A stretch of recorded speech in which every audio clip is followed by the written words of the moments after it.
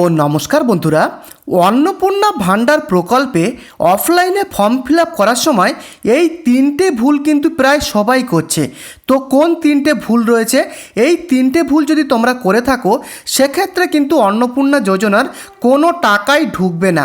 তো কোন তিনটে ভুল, প্রথমে তোমরা 10 নম্বর পাতায় চলে আসবে এবং 10 নম্বর পাতায় দেখতে পাচ্ছ এখানে একে লেখা রয়েছে আপনি কি কোনো সরকারি প্রকল্পের সুবিধা ডিবিটির মাধ্যমে পাচ্ছেন।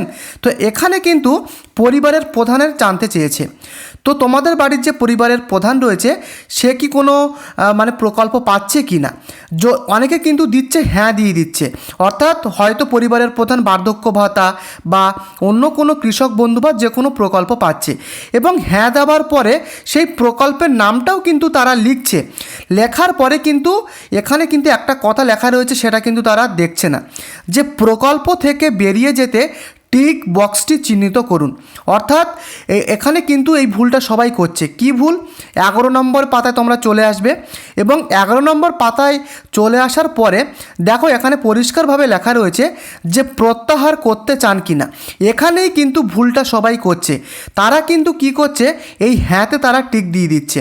তো এই হ্যাঁতে টিক দিলে কি হবে, আপনাদের বাড়ির যে পরিবারের প্রধান সে যদি কোনো বার্ধক্য ভাতা বা অন্য কোনো কৃষক বন্ধু বা যা প্রকল্প পাক না কেন সেই প্রকল্পের টাকা কিন্তু আর পাবে না, কারণ এখানে হ্যাঁতে টিক দেওয়া মানে প্রত্যাহার করে নেওয়া হচ্ছে, সেটাই কিন্তু বলতে চেয়েছে। তো এখানে যারা সেই প্রকল্পের নাম দিয়ে যারা হ্যাঁতে টিক দিচ্ছে তারা কিন্তু টাকা পাবে না, টাকা ঢোকার সম্ভাবনা খুবই কম। পরিষ্কারভাবেই লেখা রয়েছে যে আপনি কি প্রত্যাহার করতে চান কি না। বুঝতে পেরেছ?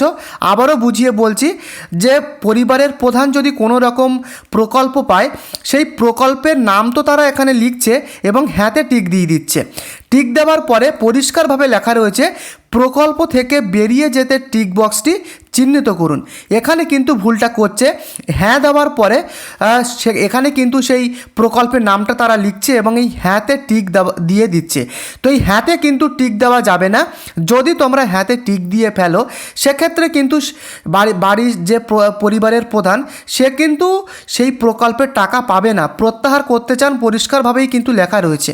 তো এই ভুল কিন্তু করা যাবে না। বুঝতে পেরেছো? আর দ্বিতীয় ভুলটা কি রয়েছে তোমরা দেখে নাও।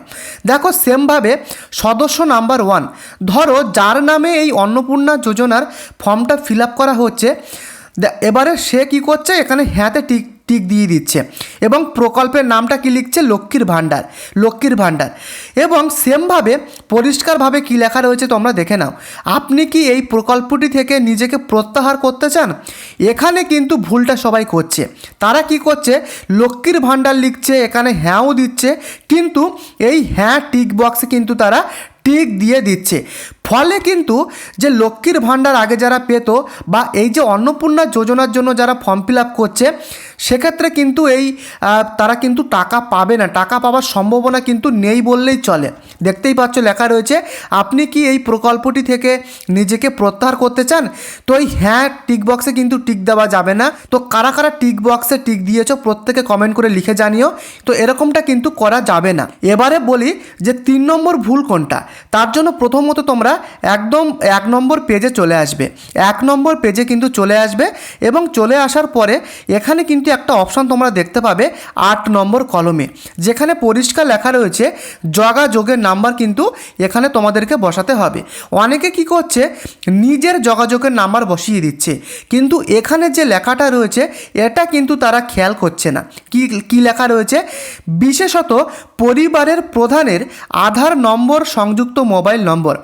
শুধু পরিবারের প্রধানের নাম্বার দিলে কিন্তু হবে না, সেই নাম্বারটা যেন আধার কার্ডের নাম্বারের সাথে লিঙ্ক থাকে।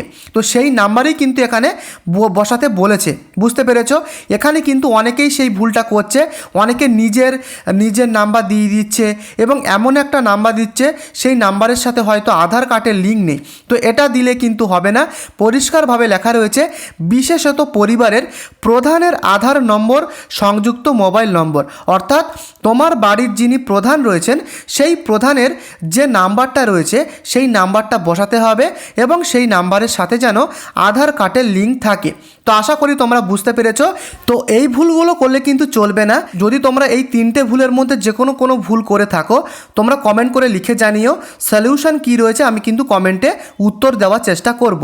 এবং ভিডিওটি যদি ভালো লাগে প্রত্যেকে চ্যানেলটিকে সাবস্ক্রাইব করে ভিডিওটিকে লাইক করে দিও। পরবর্তী ভিডিওতে দেখা হচ্ছে। ধন্যবাদ।